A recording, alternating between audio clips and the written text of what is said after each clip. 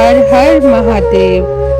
प्रिय भक्तों, क्या आपने कभी सोचा है, जब ना पृथ्वी थी, ना आकाश था, ना सूर्य था, ना चंद्रमा था, जब ना दिन था, ना रात थी, और जब समय का भी अस्तित्व नहीं था, तब इस संपूर्ण ब्रह्मांड में क्या था?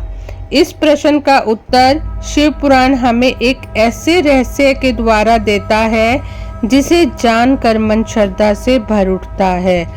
प्रिय भक्तों, शिव पुराण के अनुसार सृष्टि की रचना से पहले चारों ओर केवल असीम शून्य था। ना कोई ग्रह था, ना कोई तारा, ना कोई देवता, सिर्फ एक अनंत, अकल्पनीय और दिव्य सत्ता विद्यमान थी।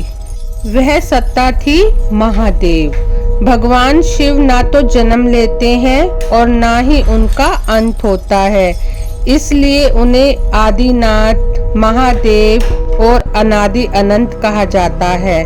शिव पुराण कहता है कि जब कुछ भी नहीं था तब भी शिव थे, और जब यह संपूर्ण सृष्टि एक दिन विलीन हो जाएगी तब भी केवल शिव होंगे। महादेव किसी एक शरीर का नाम नहीं है।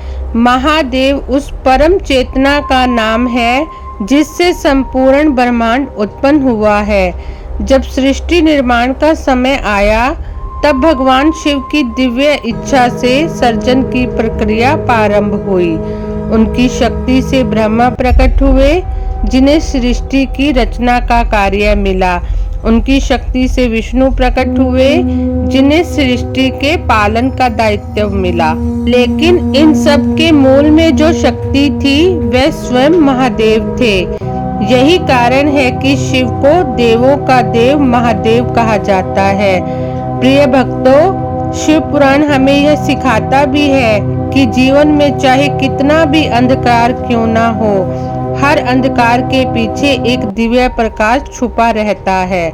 जैसे संपूर्ण शून्य से सृष्टि का जन्म हुआ, वैसे ही संघर्षों से सफलता का जन्म होता है, और यही महादेव का पहला संदेश है। जब सब कुछ समाप्त होता हुआ दिखाई दे, तब भी आशा मत छोड़ो, क्योंकि नई शुरुआत अक्सर शून्य से ही होती है। लेकिन कहानी यहीं समाप्त नहीं होती। सृष्टि के निर्माण के बाद एक समय ऐसा आया जब ब्रह्मा और विष्णु के बीच यह विवाद छिड़ गया कि दोनों में श्रेष्ठ कौन है।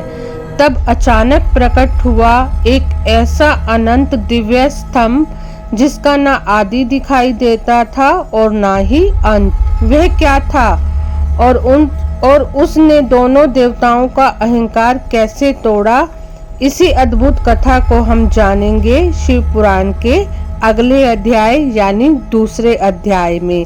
तब तक के लिए ओम नमः शिवाय, हर हर महादेव।